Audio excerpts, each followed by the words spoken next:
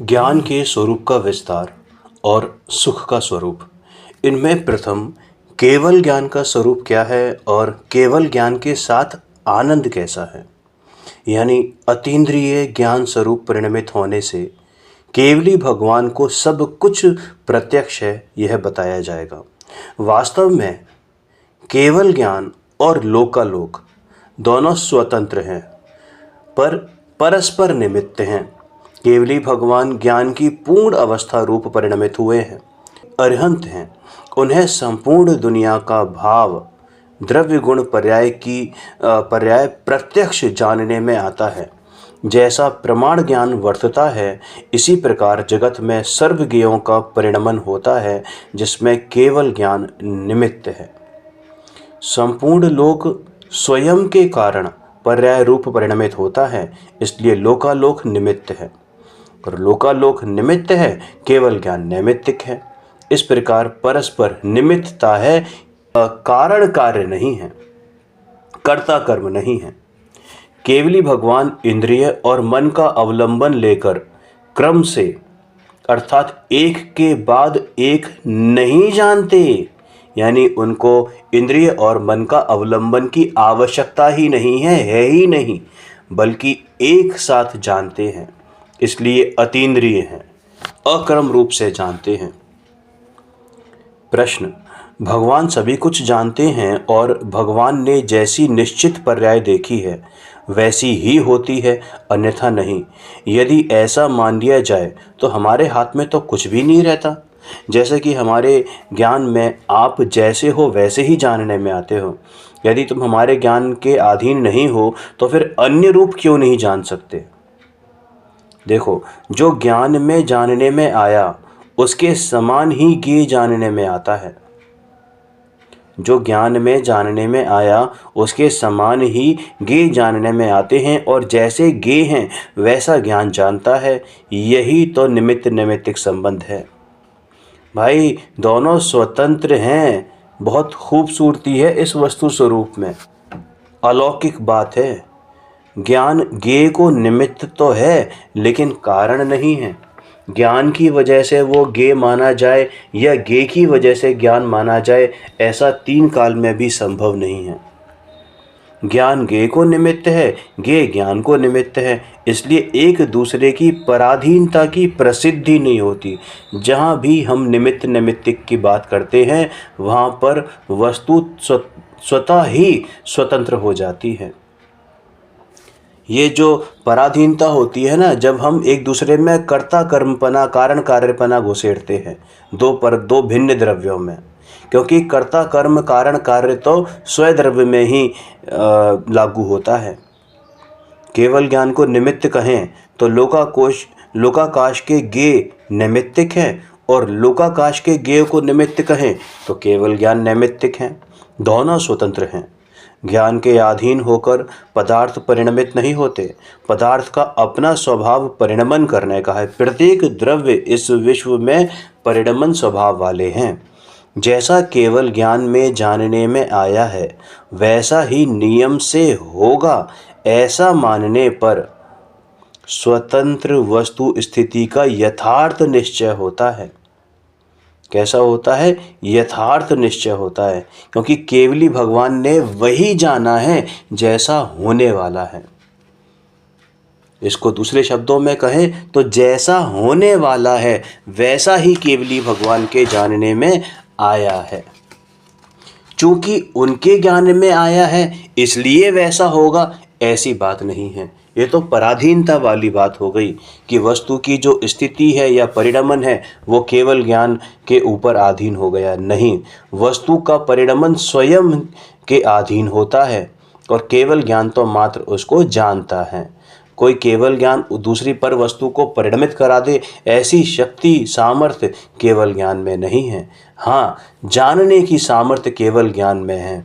उसकी अनंत यानी सर्व पर्यायों को जानने की, सर्व गुणों को जानने की ऐसी सामर्थ्य केवल ज्ञान में है, और जानता है, एक समय में जानता है। असाधारण ज्ञान स्वभाव को ग्रहण करने से ही केवल ज्ञान प्रकट होता है। इंद्रियों का अवलंबन लेकर ये अवग्रह, इह, अवाय, धारणा आदि क्रम पूर्वक केवली भगवान नहीं जानते। केवली भगवान का ज्ञान केवल ज्ञान रूप परिणमित हुआ है, वह वर्तमान पर्याय है जो अक्रम एक साथ जानती है, किंतु अवग्रह आदि से सक्रम रूप से नहीं जानती, यानी क्रम क्रम से नहीं जानती। ऐसा समय भेद केवल ज्ञान में नहीं पड़ता है, क्योंकि केवल ज्ञान तो युगपद जानता है। युगपद, सकल पदार्थ युगपद झलकते हैं। केवल ज्ञान रूप पर्याय किस कारण हुई और उसमें अक्रम जानना किस कारण हुआ, यह बात इस गाथा नंबर 21 में आती है। समस्त आवरण के क्षय से एक समय में ही वे केवल ज्ञान रूप परिणमित हुए हैं। कौन? ज्ञान, है ना। आत्मा आदि और अंत रहित है, उसे कोई अन्य कारण नहीं है, ऐसा अकारणीय है। ना तो अन्य का कोई कारण है, ना ही अन्य की कोई सहायता की आवश्यकता है, कोई अपेक्षा है। अकारणीय है, निरपेक्ष है, असहायी है।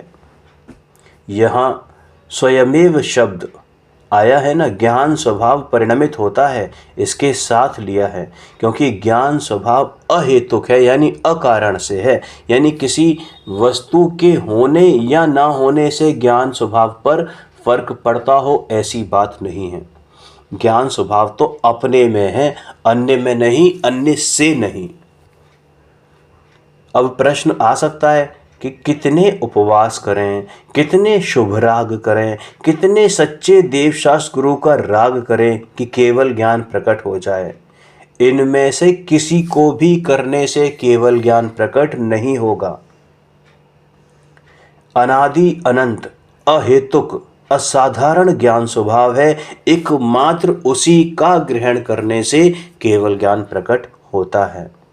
उत्तम सहनन, वज्रकाय, मनुष्य देह, चौथा काल, महाविदेह, अरे इन सभी को निकाल दिया है। किसी की भी आवश्यकता नहीं है केवल ज्ञान होने में, सबसे निरपेक्ष है। कहते हैं वे संयोग उनके कारण भले ही उपस्थित हों, लेकिन उनके कारण केवल ज्ञान नहीं होता। और यह भी उपचार का कथन है कि केवल ज्ञान के कारण ये संयोग उपस्थित हैं। अरे प्रत्येक द्रव्य, प्रत्येक पदार्थ, प्रत्येक पर्याय अपने अपने में स्वतंत्र है। पीछे पढ़ा था, स्वयं षटकारकों से है। केवल ज्ञान वास्तविक कारण तो एकमात्र अपना निज गायक भगवान का आश्रय करना है, उस अखंड ज्ञानानंद स्वभावी का आश्रय करना है, उस गायक का आश्रय करना है। रत्नात्रय, केवल ज्ञान आदि निर्मल पर्यायों में एक ही कारण है, अन्य कारण उपचार मात्र हैं। ये महाविदेह क्षेत्र आदि जहाँ जहाँ केवल ज्ञान प्रकट होता है, वहाँ चैतन्य स्वभाव ही कारण है, अन्य कोई और कारण या हेतु नहीं है। असाधारण गुण अन्य द्रव्य में नहीं होते। ऐसे अपने असाधारण ज्ञान स्वभाव को ग्रहण करने से केवल ज्ञान प्रकट होता है। किसी निमित्त, राग, अपूर्ण पर्याय को कारणपने ग्रहण करने से केवल ज्ञान प्रकट नहीं होता। अरे महावीर स्वामी ने कितने उपवास किए, 12 वर्ष तपस्या की, भोजन होने पर भी भोजन नहीं लिया, पानी होने पर भी पानी नहीं पिया, ऐसी बहुत तपस्या की थी जिससे उन्हें केवल ज्ञान प्रकट हो गया। ऐसा अज्ञानी मानते हैं, मिथ्या दृष्टि है, घोर है, मूर्ख हैं, घोर मिथ्या दृष्टि है, मूर्ख हैं। जबकि ज्ञान जिसका रूप है, अरे ज्ञान जिसका सर्वस्व है, ज्ञान जिससे तद्रूप है, ऐसे ज्ञान स्वभाव को ग्रहण करे, उससे ही सम्यक दर्शन और उसी से सम्यक ज्ञान, उसी से सम्यक चारित्र और उसी से केवल ज्ञान होता है। जो रास्ता सम्यक दर्शन प्राप्त करने के लिए, यानी कि जो उपाय सम्यक दर्शन प्राप्त करने का है, वही उपाय केवल ज्ञान प्राप्त करने का है। जो उपाय प्रथम सम्यक दर्शन से लेकर और श्रेणी मानने का है, वही उपाय केवल ज्ञान प्रकट करने का है। जो उपाय चौथे से 5वें गुण स्थान में आने का है, वही उपाय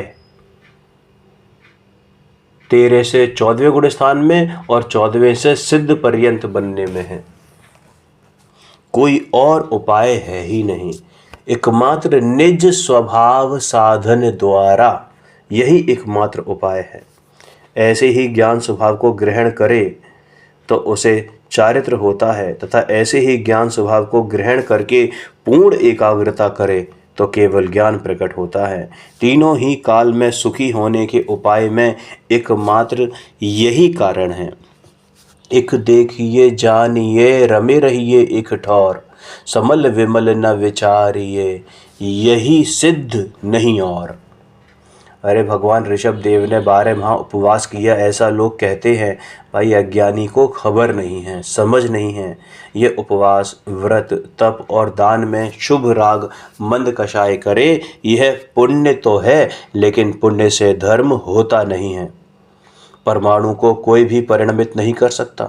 देह की क्रिया से राग मंद नहीं होता। राग मंद हो तो पुण्य होता है, किंतु पुण्य को कारणपने ग्रहण करने से 3 काल में भी धर्म नहीं होता। लोग कहते हैं कि भगवान महावीर ने 12 साल तक तप किया तो उन्हें केवल ज्ञान हुआ। ऐसा मानने वाले अज्ञानी को भगवान के तप की खबर नहीं है। 2 बिंदु हैं। आहार ग्रहण की इच्छा नहीं हुई इसलिए आहार नहीं हुआ, ऐसा मानने वाला भी मिथ्या दृष्टि है। और कोई ये माने कि इच्छा के लक्ष्य से इच्छा का अभाव होता है, तो ऐसा मानने वाला भी मिथ्या दृष्टि है। भाई केवल ज्ञान का सच्चा स्वरूप समझे तो समझ में आए। ज्ञान का सच्चा स्वरूप समझे, ज्ञान किस तरह से परिणमन करता है यह समझ में आए, तो ये समझ में आए कि भगवान को केवल ज्ञान कैसे होता है, तुझे कैसे होगा। कितने उपवास किए, नग्न हुए, 5 महाव्रत धारण किए, 28 मूल गुणों का निरतिचार पालन किया, इस वजह से केवल ज्ञान हुआ, ऐसा है ही नहीं। 28 मूल गुणों के पालने का भाव राग है, उसकी कारणता से केवल ज्ञान प्रकट नहीं होगा। मुनि दशा में 4 अपूर्ण ज्ञान भगवान को होते हैं, किंतु उनको कारणपने में ग्रहण करने से केवल ज्ञान प्रकट नहीं होता। स्वयं अंतर में ज्ञान स्वभाव ध्रुव शक्ति का पिंड विद्यमान है, उसमें एकाग्रता करने से केवल ज्ञान प्रकट होता है, किंतु निमित्त शुभ राग अथवा अपूर्ण ज्ञान पर्याय को कारणपने ग्रहण करने से केवल ज्ञान प्रकट हुआ, ऐसा हो ही नहीं सकता है। वास्तव में तो ज्ञान स्वभाव के ग्रहण करने से ही केवल ज्ञान प्रकट होता है। तो फिर तीर्थंकरों और केवलियों ने केवल ज्ञान कैसे प्राप्त किया है? क्या उन्होंने इतने सारे उपवास किए, जंगल में खड़े रहे, सभी निमित्त मतलब इन निमित्तों के कारण किया है? भाई ये तो मात्र, तुमने खुद ही जवाब दे दिया ना, ये तो मात्र निमित्त है। निमित्त यानी पर द्रव्य है, इनके कारण से नहीं हुआ है। अंतर में ज्ञानानंद स्वभाव को ग्रहण करके अंतर में स्थिर हुए, इसलिए उन्हें केवल ज्ञान हुआ है। किसी बाह्य संयोग के कारण वह प्रकट नहीं हुआ है। तो फिर कितनी पूजा करें, कितने मंदिर बनवाएं कि केवल ज्ञान प्रकट हो जाए? भाई इन सब से केवल ज्ञान प्रकट नहीं होता। साधक दशा में शुभ राग आता है और निमित्त के ऊपर लक्ष्य जाता है, किंतु निमित्त और शुभ राग के कारण ग्रहण करने से केवल ज्ञान, निमित्त और शुभ राग का कारण ग्रहण करने से केवल ज्ञान नहीं होता, अपितु ज्ञान का कारण ग्रहण करने से केवल ज्ञान होता है। इसी तरह निचली साधक दशा में भी सम्यक दर्शन आदि ज्ञान स्वभाव को कारणपने ग्रहण करने से ही होता है। जितने भी ये सम्यक दर्शन आदि ज्ञान स्वभाव है ना, यानी सम्यक दर्शन भी अपने को ही ग्रहण करने से होता है। क्षयोपशम लब्धि, विशुद्धि लब्धि अथवा गुरु को कारणपने ग्रहण करने से सम्यक दर्शन नहीं होता। अनंत बार समव शरण में गया फिर भी सम्यक दर्शन नहीं हुआ। यहाँ केवल ज्ञान की बात है। एक समय में 3 काल 3 लोक को जानने वाला केवल ज्ञान किस तरह उत्पन्न हुआ है, यह बात चल रही है। अरे ज्ञान स्वभाव अनादि अनंत है, कोई ईश्वर करता नहीं है। राग की मंदता हुई इसलिए स्वभाव सत्ता रही, ऐसी बात ही नहीं है। ज्ञान स्वभाव त्रिकाल अहेतुक है, अकारण से है। ज्ञान तो मेरा असाधारण गुण है। ज्ञान का परिणमित होना कहा है, इसलिए ज्ञान गुण को यहाँ लिया है। जहाँ आनंद का परिणमन कहा हो, वहाँ आनंद गुण के कारणपने को ग्रहण करने से आनंद प्रकट होता है, यह समझना। किंतु भगवान की कृपा अथवा अन्य किसी से केवल ज्ञान प्रकट नहीं होता। ज्ञान कहो, आनंद कहो, सब एक ही है, अविनाभावी संबंध है। क्योंकि बिना ज्ञान के आनंद हो नहीं सकता, और जहाँ जहाँ आनंद है वहाँ वहाँ पर ज्ञान होगा ही होगा। सच्चे देव शास्त्र गुरु की श्रद्धा ये राग है, लेकिन ये पुण्य है। उसके निमित्त से 11 अंग 9 पूर्व का ज्ञान प्रकट तो हुआ, लेकिन उन निमित्तों को कारणपने ग्रहण करने से सम्यक दर्शन, सम्यक चारित्र और केवल ज्ञान नहीं होता। मति, श्रुतावधि, मनः पर्याय, इन 4 अपूर्ण ज्ञान का व्यय हुआ है, यानी ये 4 ज्ञान की पर्याय नष्ट होकर केवल ज्ञान रूपी पूर्ण विकसित पर्याय प्रकट हुई है। ऐसा होने पर भी वो अपूर्ण ज्ञान व राग केवल ज्ञान का कारण नहीं है, बल्कि त्रिकाल, एक रूप, ध्रुव, शुद्ध स्वभाव है। उसे कारणपने ग्रहण करने से केवल ज्ञान प्रकट होता है। इसी से ही केवल ज्ञान होता है, किंतु अन्य से नहीं होता। बीच में किस प्रकार का व्यवहार आता है उसका कथन आता है, किंतु उससे केवल ज्ञान आदि प्रकट नहीं होते। आपने सारी बातें कहीं, लेकिन शास्त्रों में फिर व्यवहार का कथन क्यों आता है? देखो, साधक दशा में ऐसा ही सहचर राग उसमें निमित्त होता है। इसका ज्ञान कराने के लिए ही उससे हुआ, यानी उसमें निमित्त हुआ, ऐसा व्यवहार से कहने में आता है। जितने ज्ञान स्वभाव का ग्रहण नहीं किया, उतना राग आता है। अपना राग स्वयं को रोकता है, जो ये बताता है कि इतनी पुरुषार्थ की कमी है। ये जो आते हैं ना भाव कर्म, ये सब थर्मोमीटर हैं जो बताते हैं कि कितना पुरुषार्थ है और कितना पुरुषार्थ की कमी है। इस तरह स्वयं अपने से अटकता है, अन्य से नहीं। 3 काल 3 लोक में जहाँ भी सम्यक दर्शन ज्ञान चारित्र को प्राप्त किया जाता है, वह सदैव निज के आश्रय से, स्वभाव के आश्रय से ही होता है। सर्वज्ञ स्वभाव के आश्रय से ही सम्यक और केवल ज्ञान प्रकट होता है। ऐसा कहने वाले को ही सच्चे देव शास्त्र गुरु की प्रतीति हुई है। और लेकिन किंतु देव शास्त्र गुरु के कारणपने से सम्यक दर्शन नहीं होता। हाँ, अभी जो बताया ना कि सर्वज्ञ स्वभाव के आश्रय से ही सम्यक और केवल ज्ञान प्रकट होता है, ऐसा कहने वाले को ही देव शास्त्र गुरु की प्रतीति हुई है। तो इसलिए परंपरा से, व्यवहार से ये कहने में आता है कि सच्चे देव शास्त्र गुरु का यथार्थ श्रद्धान सम्यक दर्शन है। लेकिन यह कथन व्यवहार से है। अरे, अंदर परिपूर्ण ज्ञान स्वभाव विद्यमान है, इसी की प्रतीति, ज्ञान और रमणता करना, यही एकमात्र सम्यक दर्शन आदि का कारण है। अन्य को कारण कहना वह आरोपित कथन है। आरोपित कथन को ग्रहण करने से धर्म नहीं होता। यह महासिद्धांत यहाँ बताया गया है। सबसे पहले स्वीकार कर कि भगवान आत्मा का स्वभाव ज्ञान है, उसी के आश्रय से लाभ होता है। अरे, तुम अपने ज्ञायक स्वभाव को ग्रहण करो, ऐसा जो कहे वह ही सच्चे देव शास्त्र गुरु हैं। सच्चे देव शास्त्र गुरु की क्या वाणी होती है कि अपने ज्ञान स्वभाव को ग्रहण करे, और इसके विपरीत कहने वाले को या इसके विपरीत मानने वाले सबके सब कुदेव कुगुरु कुशास्त्र ही हैं। अज्ञानी पर के कारण सम्यक दर्शन का होना मानता है, अथवा कुदेव कुगुरु कुशास्त्र के निमित्त से केवल ज्ञान का होना, ऐसा मानना विपरीतता है। कोई ये माने कि व्यवहार पहले हो, निश्चय बाद में होता है, यह हमारे आधार से ही तुम्हारा धर्म होगा, तो वे सब खोटे हैं, झूठे हैं। कोई ये माने कि व्यवहार निश्चय का कारण है, तो यह बात भी झूठी है, क्योंकि निश्चय पूर्वक ही व्यवहार होता है, और व्यवहार और निश्चय ये दोनों समानांतर रूप से चलते हैं। जहाँ जहाँ निश्चय मिलेगा वहाँ वहाँ व्यवहार ज़रूर होगा।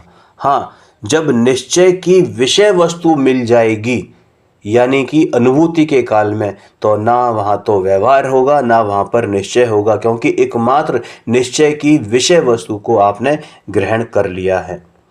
राग और पुण्य में लाभ यानी उसमें एकत्व की मान्यता का नाश ज्ञान स्वभाव को ग्रहण करने से होता है। सच्चे देव शास्त्र गुरु तो कहते हैं कि तेरे ज्ञान स्वभाव से लाभ मानकर उनमें एकाग्र हो तो केवल ज्ञान होगा। इसके विपरीत कोई ये कहे कि शुभ राग कर तो सम्यक दर्शन होगा, व्यवहार कर तो धर्म होगा अथवा हमारी कृपा से धर्म होगा, ऐसा कहने वाले सभी झूठे हैं, खोटे हैं, पाखंडी हैं। अरे किसी को आम चाहिए तो वो बबूल के पेड़ पे जाके थोड़े ही ढूंढेगा। तो बस ऐसे ही कुदेव को, गुरु को, शास्त्र के पास जाने वालों को या उनको मानने वालों में से धर्म कभी भी प्रकट नहीं होगा।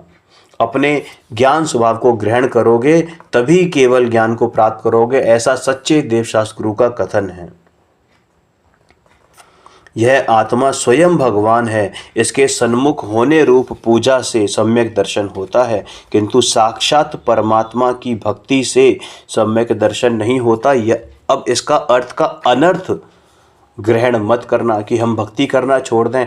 भाई, भक्ति करने का भाव भी एक सच्चे आत्मार्थी को आता है। आत्मा स्वयं निश्चय परमात्मा है, उसको कारणपने ग्रहण करने से सम्यक दर्शन होता है।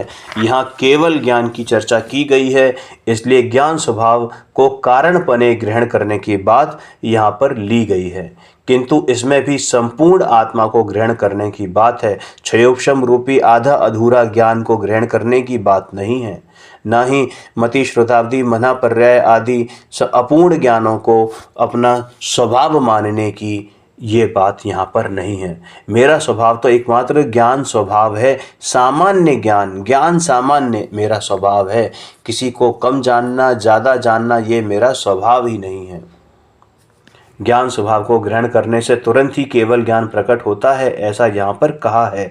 जीव को केवल ज्ञान अनादि से नहीं है, लेकिन गुण अनादि से है, किंतु केवल ज्ञान पर्याय प्रकटपने अनादि से किसी को कभी भी नहीं होती। ये केवल ज्ञान पर्याय प्रकट होती है, अनादि से किसी को नहीं होती, लेकिन होती उस अनादि से रहने वाले या अनादि काल से अनंत काल तक रहने वाले उस ज्ञान सामान्य में ही होती है। ये पर्याय नई उत्पन्न होती है। साधक को कमजोरी से शुभ राग होता है, किंतु जैन सिद्धांत का यह प्राण नहीं है। जैन सिद्धांत यानी शुद्धात्मा को जानकर उसके आश्रय से वीतरागता हो, वह ज्ञान शासन का प्राण है। केवल ज्ञान समस्त द्रव्य क्षेत्र काल भाव को स्पष्ट जानता है, इसलिए उसको समस्त ही द्रव्य क्षेत्र काल और भाव का अक्रम ग्रहण होने से समक्ष संवेदन यानी कि प्रत्यक्ष ज्ञान को आलंबन भूत, देखो, केवल ज्ञान समस्त द्रव्य क्षेत्र काल भाव को स्पष्ट जानता है, इसलिए उनको समस्त ही द्रव्य क्षेत्र काल और भाव का अक्रम ग्रहण होने से समक्ष संवेदन को आलंबन भूत समस्त द्रव्य पर्याय उनको प्रत्यक्ष ही है और केवल ज्ञान पर्याय है। नहीं समझ आया? देखो दोबारा पढ़ते हैं। इसलिए उनको समस्त ही द्रव्य क्षेत्र काल और भाव का अक्रम ग्रहण होने से समक्ष संवेदन यानी प्रत्यक्ष ज्ञान को आलंबन भूत समस्त द्रव्य पर्याय उन्हें प्रत्यक्ष ही हैं, यानी अपना आलंबन लिया है ना उन्होंने, प्रत्यक्ष ज्ञान का आलंबन लिया है और सामने बिल्कुल प्रत्यक्ष भांति वर्तमानवत उनको समस्त द्रव्य पर्याय प्रत्यक्ष हैं। केवली भगवान को केवल ज्ञान पर्याय प्रकट हुई तब उन्होंने क्या जाना कि भाई उन्होंने समस्त द्रव्यों को उनकी समस्त गुण पर्यायों सहित अक्रम एक साथ ही युगपद एक समय में जान लिया है, जान रहे हैं, जानते रहते हैं। पहले जीव को जाने फिर अजीव को जाने, ऐसा नहीं है। पहले द्रव्य को जाने फिर क्षेत्र को जाने, ऐसा नहीं है। अरे भाई, केवल ज्ञान की पर्याय का ऐसा स्वरूप ही नहीं है। समस्त द्रव्य, उनका क्षेत्र, उनकी पर्याय, उनके भावों को अक्रम रूप से भगवान एक समय में जानते हैं। पहले भूतकाल को जाने फिर भविष्य को फिर वर्तमान को, ऐसा नहीं है। और यहाँ पर मतलब बात जब भी आए ना, अभी पीछे कई बार आया कि ग्रहण करना, ग्रहण करना, ग्रहण करने का मतलब यहाँ पर जानना है। अपने ज्ञान स्वभाव की प्रतीति करने पर ही केवल ज्ञान की स्वीकृति होती है। भाई केवल ज्ञान जिसमें से प्रकट होता है उसी की तुम स्वीकृति नहीं करो, उसी को तुम अपना नहीं स्वीकारो तो केवल ज्ञान कहाँ से प्रकट होगा। कोई कहे कि हमारे भविष्य को भगवान ने जैसा देखा ठीक वैसा ही होगा, अन्यथा बिल्कुल नहीं, फिर तो हमारा भविष्य हमारे हाथ में ही नहीं रहा, फिर हम पुरुषार्थ क्यों करें, फिर हम भगवान बनने का पुरुषार्थ क्यों करें, फिर हम सम्यक दर्शन प्रकट करने का पुरुषार्थ क्यों करें। तो उत्तर देते हैं, केवल ज्ञानी ने भूत वर्तमान भविष्य को जाना है। ऐसे केवल ज्ञानी की प्रतीति अपने ज्ञान स्वभाव की प्रतीति होने पर होती है। तो क्या केवल ज्ञानी तुम्हारी प्रतीति में आए? तो क्या केवल ज्ञानी तुम्हारी प्रतीति में आए हैं? अरे सभी द्रव्य क्षेत्र काल भाव को अक्रम केवल ज्ञान जानता है। इस बात को तुमने कहीं स्वीकार किया है? वर्तमान केवल ज्ञान पर्याय त्रिकाल गुण के कारण से प्रकट करते हैं। ऐसे ज्ञान स्वभाव के कारणपने को ग्रहण किए बिना सर्वज्ञ की प्रतीति नहीं होती। जैसे कोई झगड़ालू बालक है, उसको तरबूज का समान भाग देवें तो भी वह झगड़ा करेगा, उसी प्रकार यहाँ भेद करके बात करते हैं। अरे केवल ज्ञान का भाग केवली के पास रहा है, केवल ज्ञान की प्रतीति तेरे पास है। तू केवल ज्ञानी अभी नहीं है, लेकिन केवल ज्ञान की प्रतीति तो कर सकता है। कैसे? अपने ज्ञान स्वभाव की प्रतीति कर कर, क्योंकि वो केवल ज्ञान भी ज्ञान स्वभाव में से ही प्रकट होने वाला है। तो ये अगर मानता है कि केवली ने देखा है इसलिए तेरा भविष्य पराधीन हो गया, तो तेरा भविष्य तेरे ही कारण है। ये बात स्वयं केवली ने देखी है। केवल ज्ञान को स्वीकार करने का अर्थ है वह निमित्त, राग और पर्याय के भेद से विमुख हुआ हो और स्वभाव सन्मुख हुआ हो, तभी समझना कि उसे केवल ज्ञान की प्रतीति हुई है। यह बात तुझे भाग करके भेद करके निश्चितता का निर्णय कराया गया है कि भगवान ने जो देखा वही होगा। सर्वज्ञ की सिद्धि कराने के लिए, तेरे ज्ञान स्वभाव की सिद्धि कराने के लिए, तेरे ज्ञान की सामर्थ्य की सिद्धि कराने के लिए ये बात यहाँ पर आती है। सभी क्रमबद्ध होगा। यह निर्णय किसमें होगा कि भाई ज्ञान स्वभाव का निर्णय करे, तो यह निर्णय हो कि सभी प्रत्येक द्रव्य प्रत्येक पर्याय क्रमबद्ध है। अज्ञानी शोर करता है कि निमित्त तो होना ही चाहिए, इस प्रकार वह अनेक प्रकार से आकुलता किया करता है। अरे ये निमित्त और विकार निश्चित हैं। यह निर्णय करने वाला जीव ज्ञान को रागादि से भिन्न जानता है। केवल ज्ञान सभी क्षेत्र को जानते हैं, केवल ज्ञान सभी क्षेत्र को जानता है। केवल ज्ञान आलोक में नहीं जाता, लेकिन अपने में रहकर जानता है। साधक दशा में भी ज्ञान पर पदार्थों को नहीं जानता। स्पर्श होकर प्रवेश हो तभी ज्ञान हो, ऐसा नहीं है। आलोक में गए बिना ही केवल ज्ञान आलोक को जानता है।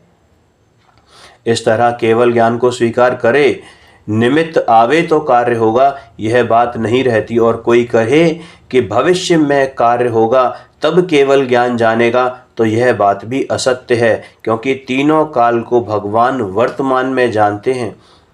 ऐसा जाने तो पदार्थ में फेरफार करने की बुद्धि कौन करे। जिस पदार्थ की जो अवस्था होने वाली है वह सुनिश्चित है, उसे जो निमित्त होंगे वे भी सुनिश्चित हैं। निमित्त आए तो कार्य होगा, निमित्त नहीं आए तो कार्य नहीं होगा, ऐसा मानने वाला तो केवल ज्ञान का अभाव करता है। अज्ञानी कहता है कि किसी भी द्रव्य में ऐसा कोई गुण नहीं कि समय समय कोई अमुक निश्चित विकार ही उत्पन्न होगा और इसी प्रकार का निश्चित निमित्त होगा।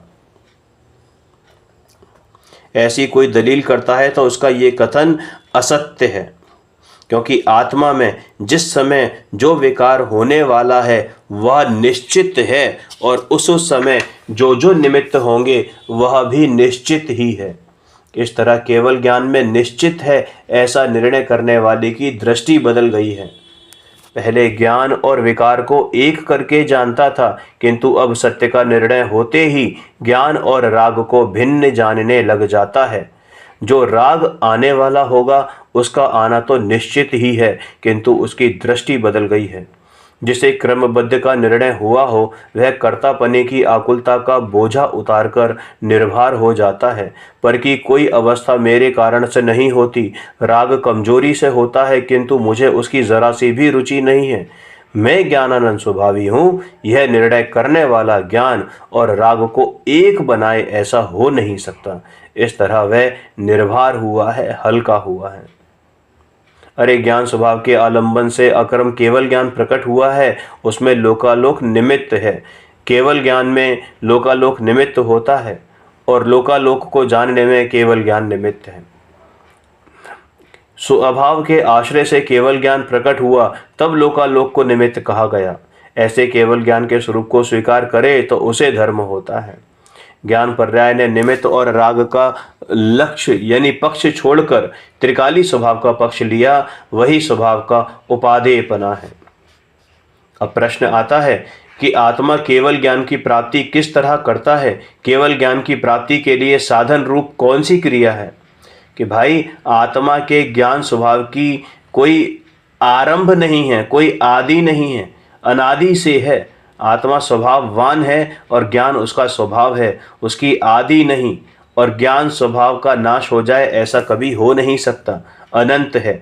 आत्मा के इस ज्ञान स्वभाव का कोई कारण नहीं, ऐसा ज्ञायक स्वभाव त्रिकाल है। यह ज्ञान स्वभाव जड़ द्रव्यों में नहीं होता। एक आत्मा का ज्ञान स्वभाव दूसरी आत्मा में नहीं होता।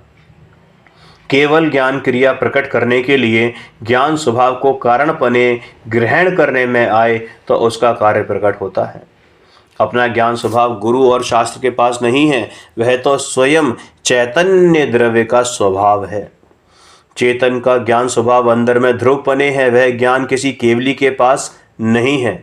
अपना ज्ञान स्वभाव अपने में ही है। इस तरह ज्ञान स्वभाव को अंगीकार करके वर्तमान ज्ञान पर्याय को स्वभाव में अंतर्मुख करना, इसके सिवाय अन्य कुछ भी लाभदायक नहीं है। ऐसा जानकर ज्ञान पर्याय ज्ञान स्वभाव की तरफ झुकी, अर्थात ज्ञान स्वभाव को ग्रहण करने का उपाय किया, जिससे लाभ नहीं उसका लक्ष्य छोड़कर, अर्थात निमित्त और राग का लक्ष्य छोड़कर, तथा वर्तमान पर्याय के आलंबन से राग होता है इसलिए उसका भी लक्ष्य छोड़कर ध्रुव सामान्य स्वभाव का लक्ष्य किया। यही उपादेयपना है। ज्ञान की चलती दशा जो निमित्त और राग के पक्ष में थी, उसे ज्ञान स्वभाव के पक्ष में करने का नाम ही ज्ञान स्वभाव का उपादेयपना है। यह धर्म की क्रिया है। धर्म कैसे होता है? इसका उपाय है वर्तमान दशा को अंतर्मुख झुकाना, अर्थात इसके अतिरिक्त वह किसी को भी आदर नहीं करता। पर्याय स्वभाव की तरफ झुकी यानी ज्ञान स्वभाव का आश्रय लिया, आदर किया। इस तरह सम्यक दर्शन, सम्यक ज्ञान, सम्यक चारित्र की दशा प्रकट हुई, जो वास्तव में धार्मिक क्रिया है, धर्म है। चारित्रो खलु शुद्धो, चारित्रो खलु धम्मो। चारित्र ही वास्तविक धर्म है। सर्वज्ञ के अतिरिक्त कहीं भी यह बात नहीं है। ज्ञान स्वभाव तो आदि अंत रहित है, वैसे ही कारण रहित है और वैसे ही कारण रहित है।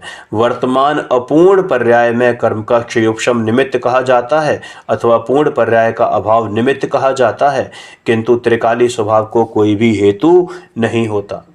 केवली भगवान की स्तुति करना कब कहा जाता है? ये प्रश्न किया है कि केवली भगवान की स्तुति करना कब कहा जाता है? ज्ञान स्वभाव की रुचि करने वाला ही तो जिनेंद्र भगवान की सच्ची स्तुति कर सकता है ना। बिल्कुल, जिसने वर्तमान ज्ञान पर्याय को त्रिकाली ज्ञान स्वभाव की तरफ झुकाया है, उसी ने भगवान की वास्तविक स्तुति की है। द्रव्येंद्रियां, भावेंद्रियां और उनके विषयों का लक्ष्य छोड़कर स्वभाव की तरफ ढले, तब उसने भगवान की स्तुति की, यह कहा जाता है। अरे यह स्वभाव किसी अन्य की कारणता से रहित है, अन्य में नहीं। ऐसे स्वभाव की ओर एकाग्र हुआ, इसलिए निर्मल पर्याय प्रकट होती है।